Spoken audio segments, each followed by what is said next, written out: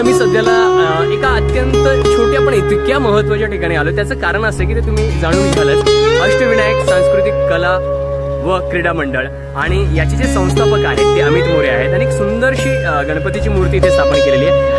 आणि आपण काय करूयात, त्यांची सगळ्यांशी चर्चा करूया। ज्यावेळेस शालिमारच्या पुढे आलो की शालिमारच्या पुढे आल्यानंतर एक छोट्याशा ठिकाणी पण अत्यंत सुंदर आणि ज्या पद्धतीने यांचा एकोपा दिसला, मला असं सहज वाटलं की यांच्याशी चर्चा करावी। आपल्यासोबत आहेत या गणेश मंडळाचे अध्यक्ष संस्थापक अमित मोरे। अमित मोरे दादा, मनापासून स्वागत आहे। खरं तर आपण केव्हापासून हा गणपती बसवतो असा माझा प्रश्न आहे?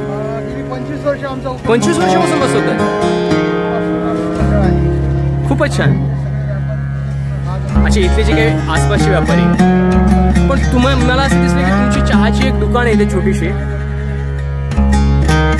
त्यांच्याशी भरपूर चर्चा केल्यानंतर तुम्ही कोणकोणते सामाजिक उपक्रम राबवता, त्यातून समाजाला किंवा इथल्या विद्यार्थ्यांना, इथल्या लोकांना काही मदत करता का, त्या संदर्भातही त्यांनी अनेक गोष्टी सांगितल्या। आणि खरं तर एक चहा चालवणारा किंवा चहाची टपरी चालवणारा व्यक्ती आणि त्याच्या स्वभावताली सगळी ही मंडळी खरंच कौतुकास्पद वाटली। मी अनेक प्रश्न त्यांना पुढे विचारले करतो का या गणपती उत्सवाला किंवा गणपती मंडळात स्पर्धा वगैरे घेतात लोकांसाठी इथल्या?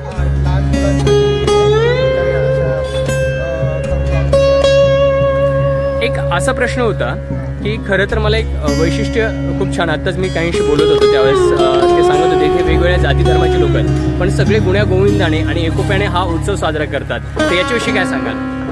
इथं कसं आहे, आमचा जो हा परिसर आहे हा दलित, मुस्लिम आणि बरोबर स्पेसिफिक एक समाज असं नाही। सगळे इथे कुठलेही प्रोग्राम होतात, इथे शिवजयंती असो,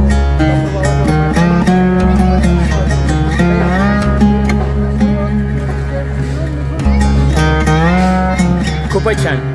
खरं तर इतक्या वर्षापासून आपण ही परंपरा अबाधित ठेवलेली आहेत आणि याच्याही पुढे आपण जी काही सगळी नवी पिढी दिसते ती सुद्धा एक आस्थेने या सगळ्याला पुढे नेण्याचा प्रयत्न करेल।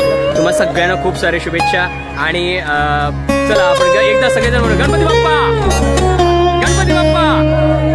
साठी एक गणपती बसवून, हा जो गणपती बसवून कोणकोणते लोक आपण इथे आहोत सगळे सुरुवात करतो।